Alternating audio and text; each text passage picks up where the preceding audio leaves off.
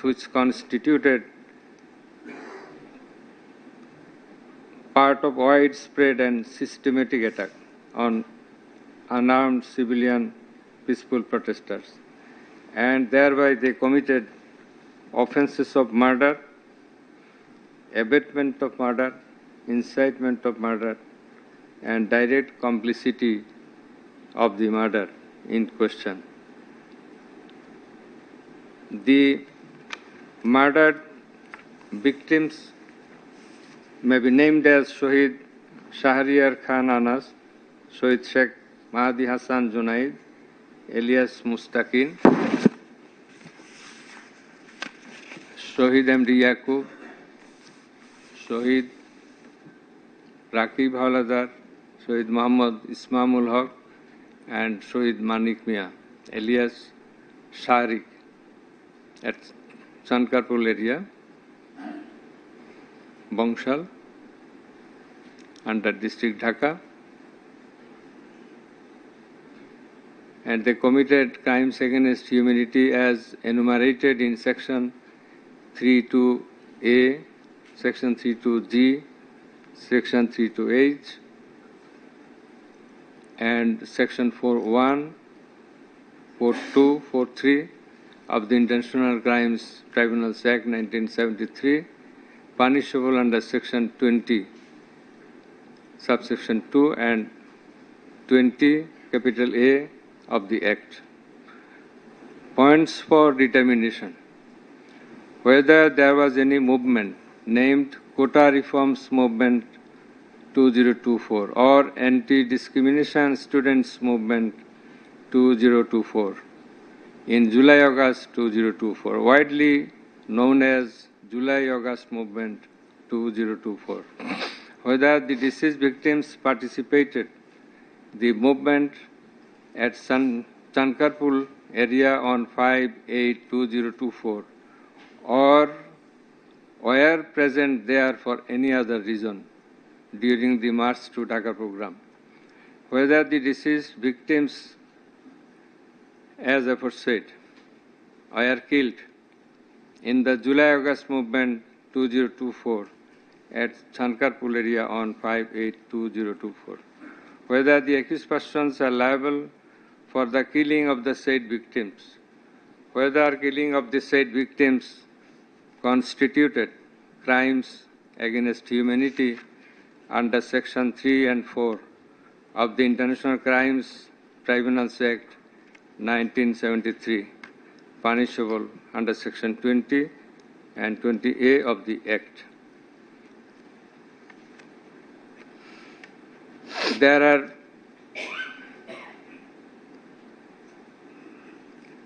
I am giving the description in brief of the evidences. The prosecution examined 26 witnesses and the defense adduced 3 witnesses. Amongst the other evidences, there are material evidences comprising pen drive, CD, DVD containing videos and audios of the occurrences. Documentary evidences submitted by the prosecution consist of medical documents, expert reports, newspaper reportings, report of the Human Rights Commission of the United Nations, report of Human Rights Organization Odhikar, Gazette notification containing list of the 6 victims as named above at Chankarpur on 5/8/2024. A letter of deceased victim Shahriar Khan Anas addressed to his mother on the eve of his leaving home for participating the March to Dhaka program. Transcript of the wireless messages. I am now going to the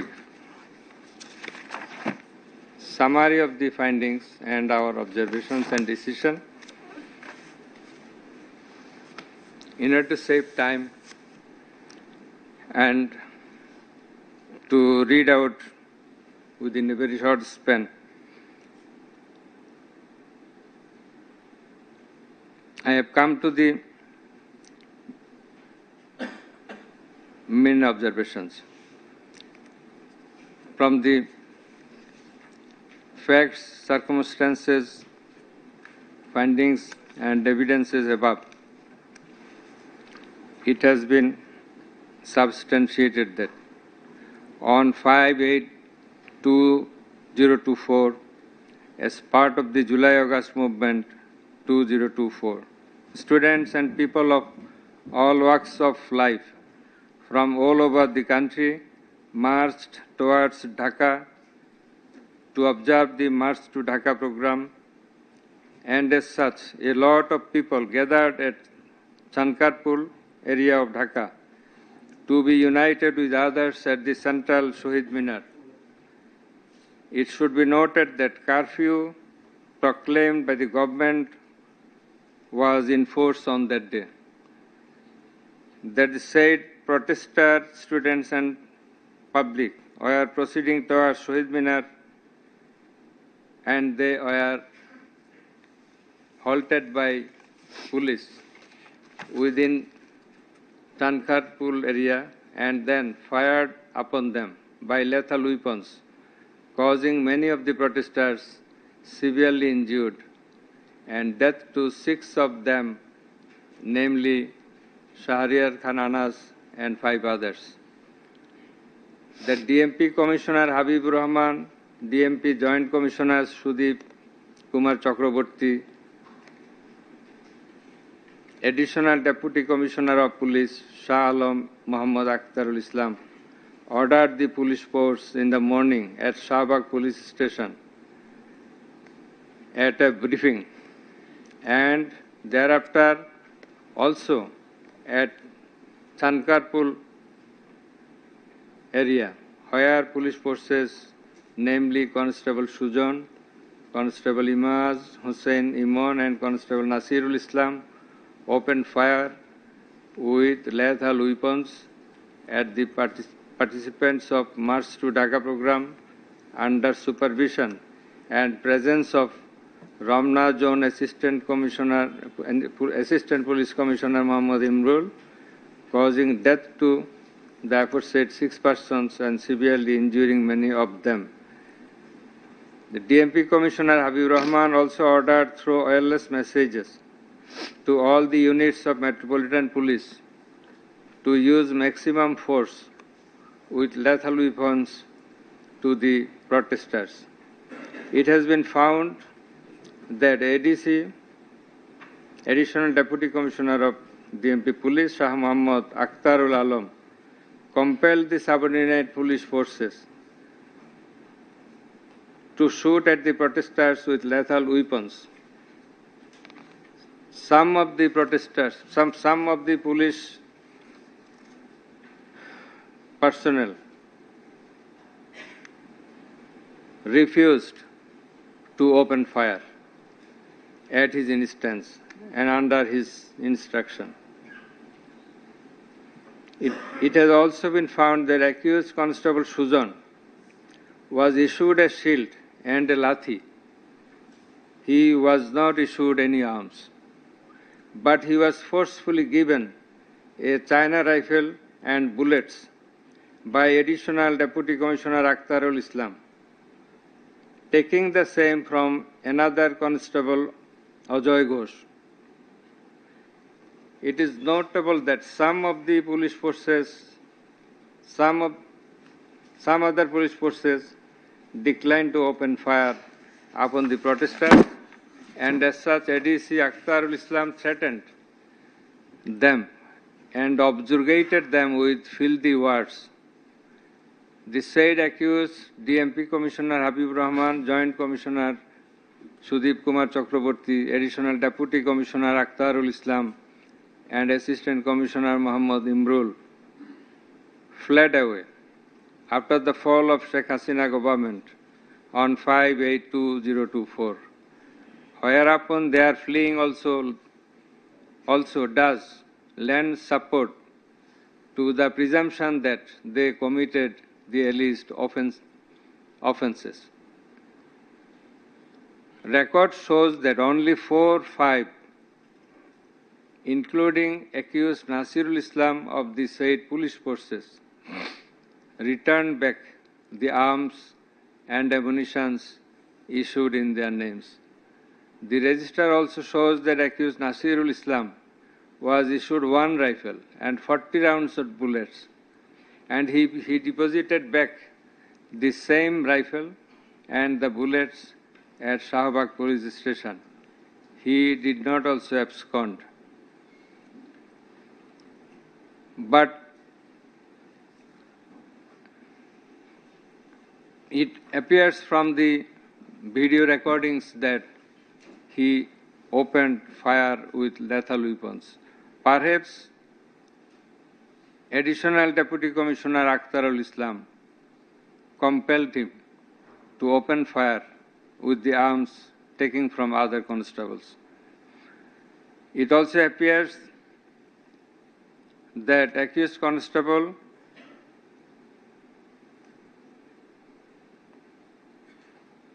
Sujan and Imaz Hossain Imon opened fire with lethal weapons at the protesters, as stated above. There are evidences that Imaz Hossain fired at the protesters with lethal weapon. We find that Imaz Hossain Imon could not deposit back all the bullets issued in his name. Constable Sujan is seen rejoicing after firing at the protesters. He looked very happy when his bullets hit someone. It is noteworthy here that he was not given any arms and ammunition from the authority, as stated before. He was given only one shield and one lathi, but ADC Shah Muhammad Akhtarul Islam had forcibly handed over to him a China rifle and ammunition, taking the same from the Constable Ajay Ghosh, as stated beforehand. Anyway, in the video, Sujan was seen firing with the said arms and being burst into exultation while his bullet hit some protesters. Had he not been given the arms as aforesaid, he would not be the victim of firing. There may be a misunderstanding that since Sujan was seen rejoicing, enjoying after shooting someone, why he has not been inflicted with the maximum sentence. Opines that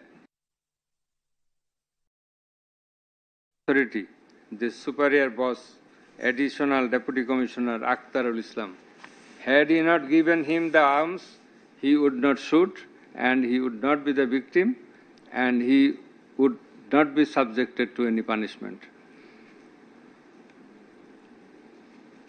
It appears from the evidences that about 40-50 members of police were deployed at Sankarpur on 5/8/24. Since curfew was in force and the protesters launched a massive program in the name of March to Dhaka, it was the duty of the police and the other law enforcing agencies to be prepared at the key points to maintain law and order. And thus, mere presence of the members of police or other law enforcers there is not at all an offense. It was their duty to be there to maintain law and order for the protection of the life and property of the people. It appears that accused Sujan joined the service just a few months ago. In the circumstances, it was not possible on his part to say no to his boss while he was ordered to shoot. It appears that the PW 15 Constable Ajay Ghosh, PW 16 Constable Abdur Rahman, and PW 17 Constable Asif Khan were issued arms and ammunition, and they participated in the Sankarpur operation on 5/8/2024. It further appears from the concerned register that Constable Ajay Ghosh returned 18 rounds of bullets out of 40 rounds issued in his name. We find from the supplementary seizure list that SI armed MD Ashraful Islam had actively participated in the Sankarpur operation, and he made a statement before the Dhaka Metropolitan Magistrate giving an account of the Sankarpur operation and also implicating himself, though mildly, in the said operation, but he has neither been made an accused nor been made a witness.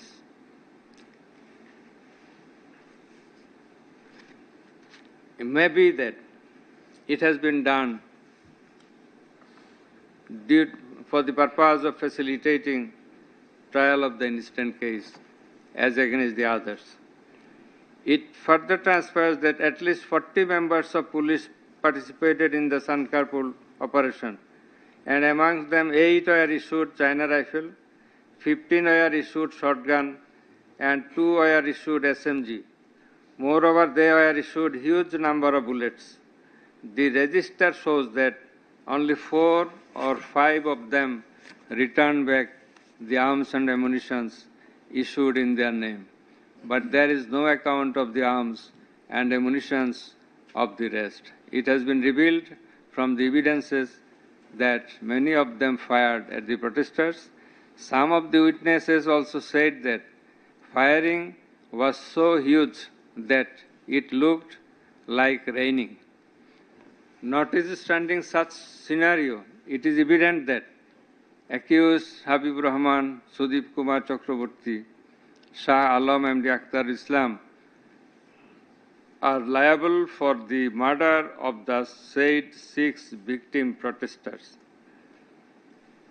The remaining accused as well are liable to the extent of their complicity, but they cannot be dubbed or considered as murderer of the victims.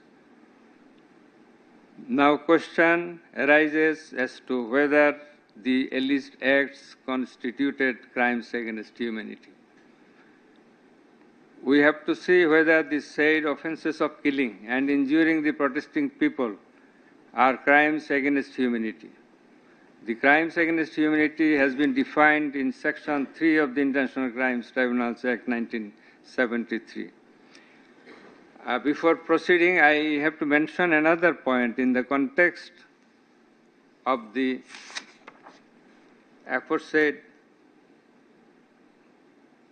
constables who fired at the protesters. It has not been found nor been substantiated anyway by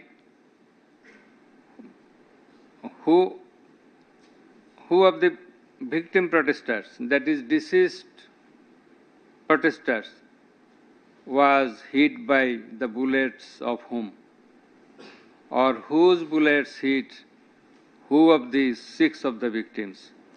It has not been substantiated.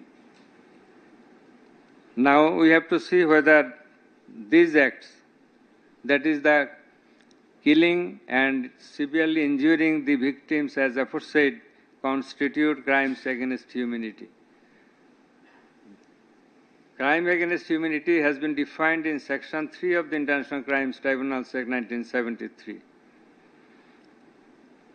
which includes murder and other offences. Article 7.2 of the Rome Statute as well has given the similar definition. It has been defined both in the Act of 1973 and in the Rome Statute of the International Criminal Court, that in order to constitute a crime against humanity, 3 ingredients have to be met. The attack, there must be an attack against civilian population, and the attack must be widespread and systematic. We have to see whether the attack in question has been made against civilian population and whether it was widespread and systematic. In this context,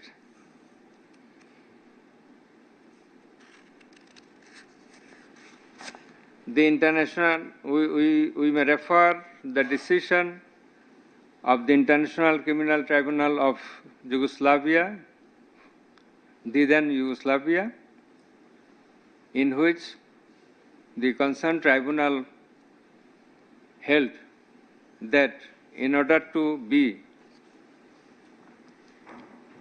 a crime against humanity, the attack must be directed against any civilian population, and it must be widespread or must demonstrate a systematic character.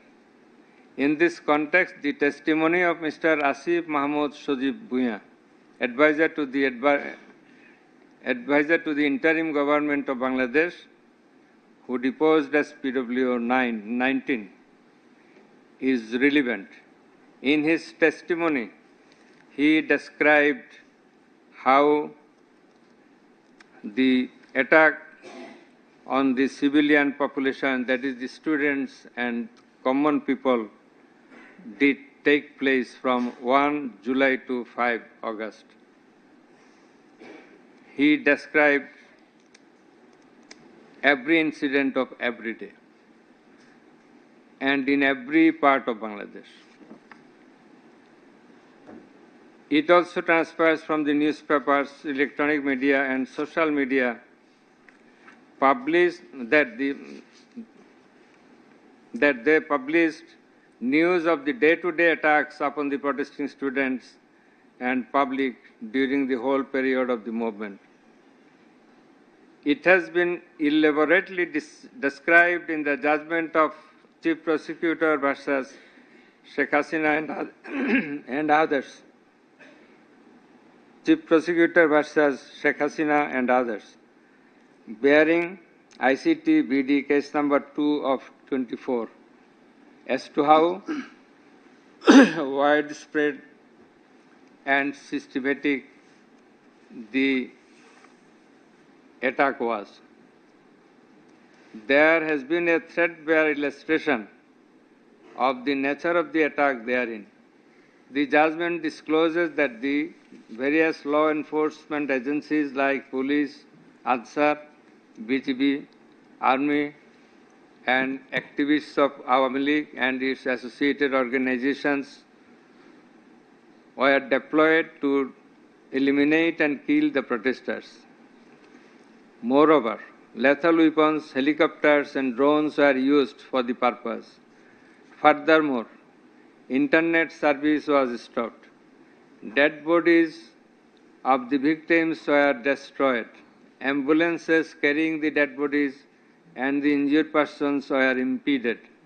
Medical treatment of the victims was interfered.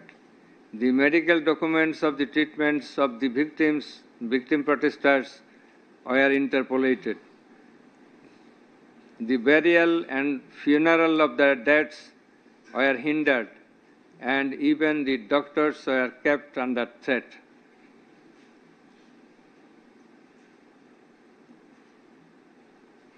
It has been substantiated in the aforesaid judgment of the ICT BD case number 2/224 that the protesters were attacked in almost all parts of the country in the systematic way.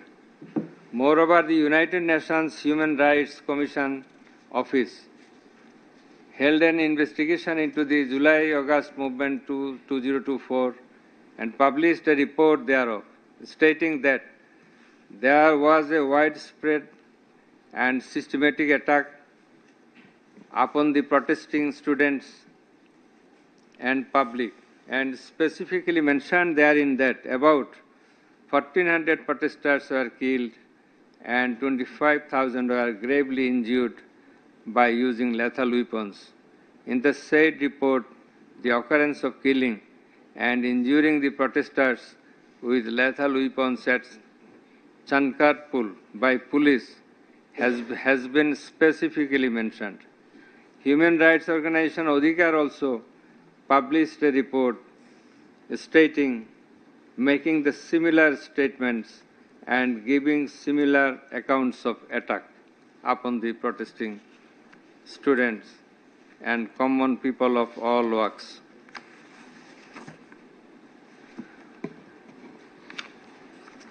Therefore, the impugned attack upon the protesting students and public and killing of the 6 of them at Chankarpur was a part of the said widespread and systematic attack, and thereupon the offences in question committed by the accused persons are indubiously the crimes against humanity within the ambit of Section 3(2)(a)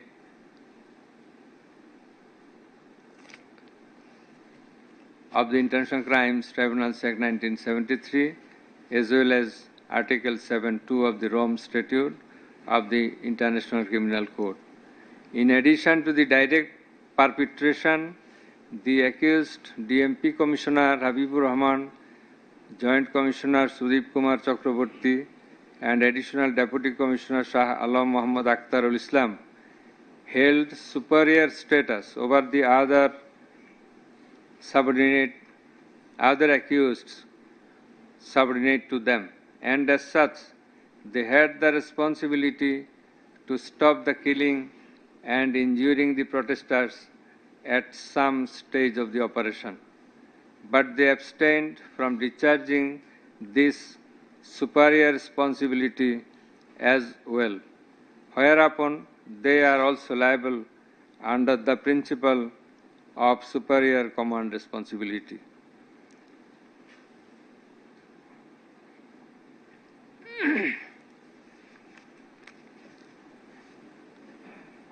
It is noteworthy here that the learned State Defence Counsels cross-examined all the prosecution witnesses but could not bring out any material departure or substantial discrepancy in their testimony. All the suggestions put by the learned State Defence Counsel have been disavowed by the witnesses and termed as untrue by them. Under all the afore discussed facts and circumstances, we do find and hold beyond reasonable doubt that accused DMP Commissioner Habibur Rahman, Joint Commissioner Sudeep Kumar Chakraborty, and Additional Deputy Commissioner Shah Alam Muhammad Akhtarul Islam committed crimes against humanity under Section 3(2)(a), G, H, and 4(1), 4(2), and 4(3) of the International Crimes Tribunals Act 1973, and they are punishable under Section 20 and 20(a) of the Act. Accused as Assistant Commissioner Imrul, Inspector MD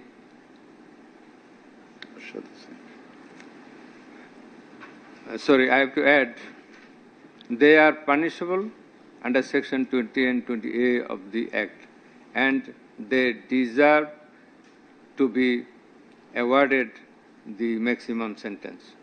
Accused A.C. Ibrul, Inspector MD Ashad Hussain, Constable MD Sujan Hussain, Constable Imaz Hussain, Imon, and Constable MD Nasirul Islam committed crimes against humanity under Section 3(2)(a), 3(2)(g), 3(2)(h) of the International Crimes Tribunals Act 1973, and they are punishable under Section 20 and 20(a) of the Act. These accused deserve to have the benefit of the extenuating circumstances as enunciated hereinbefore. Hence ordered that accused DMP Commissioner Habibur Rahman absconding, Joint Commissioner Sudeep Kumar Chakraborty absconding, and Additional Deputy Commissioner of Police Shah Alam MD Akhtarul Islam absconding be found guilty for the commission of crimes against humanity under Section 32A, 32G, 32H, 41, 42, and 43 of the International Crimes Tribunals Act 1973, and thereupon each of them is hereby awarded a single sentence of death for all the offences together. Accused Assistant Police Commissioner MD Imrul, absconding, be found guilty under Section 32A, 32G, 32H of the International Crimes Tribunals Act 1973, and thereupon he is hereby awarded a single sentence of imprisonment for 6 years for all the offences together. Accused Inspector MD Arshad Hussain, in custody, be found guilty under Section 32A, 32G, 32H of the International Crimes Tribunals Act 1973, and thereupon he is hereby awarded a single sentence of imprisonment for 4 years for all the offences together. Accused Constable MD Suzan Hussain, in custody, Constable Imaz Hussain Imon, in custody, and Constable MD Nasirul Islam, in custody, be found guilty under Section 32A, 32A, 32G, 32H of the International Crimes Tribunals Act 1973, and thereupon each of them is hereby awarded a single sentence of imprisonment for 3 years for all the offences together. The sentence of death shall be carried out in accordance with the provisions laid down in Section 20, Subsection 3 of the International Crimes Tribunals Act 1973, preferably pursuant to the long-standing practice. The period of sentence of imprisonment of the accused in custody shall be computed from the date of their being taken to the custody in connection with this case. The period of sentence of imprisonment of the absconding accused be computed from the date of their surrender or arrest, as the case may be. The properties of the accused sentenced with death be confiscated in favor of the state. The convict accused be at liberty to prefer appeal to the Appellate Division of the Supreme Court of Bangladesh against the order of conviction and sentence within 30 days from today, in accordance with the provisions under Section 21 of the Act. Let the accused Inspector MD Arshad Hussain, Constable Suzan Hussain, Constable Imaz Hussain, Imon, and Constable MD Nasirul Islam be committed to the prison at once with the custody warrant or with the warrant of commitment. Let conviction warrant be issued towards the concerned jail authority accordingly. Let warrant of arrest be issued against the absconding accused Habib Rahman and others. Let warrant of arrest together with a copy of this judgment be transmitted to the Inspector General of Police, another one to the District Magistrate Dhaka, another copy to the Honorable Minister, another copy to be transmitted to the Secretary, Ministry of Law, Justice and Parliamentary Affairs, another copy to the Secretary, Ministry of Home Affairs.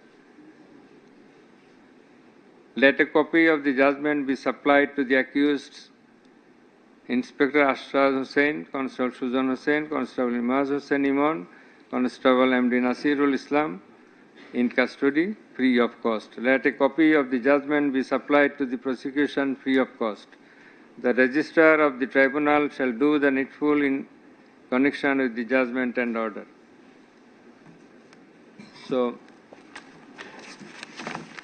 thank you all for being present and listening to the judgment.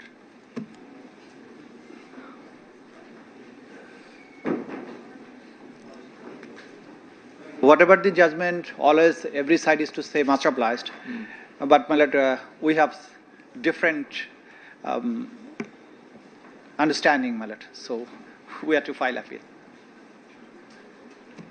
Thank you. Thank you. My lord একটু mention ছিল আর কি ওই ডিভিশনটা আর কি continuation রাখার জন্য inspector আরশাদের পক্ষে police যে ডিভিশনটা এটা কন্টিনিউশন রাখার জন্য আর কি এটা আমি একটা পিটিশন সাবমিট করেছি যে পুলিশ যে ডিভিশনটা After passing pronouncement of the judgment, this would become the functions of police ডিভিশনটা মানে ওনাদের যে ডিভিশনে আছে ওইটা যাতে কন্টিনিউ থাকে এটার জন্য The court is now adjourned for half an hour. G Much obliged, my lord. Much of the lordship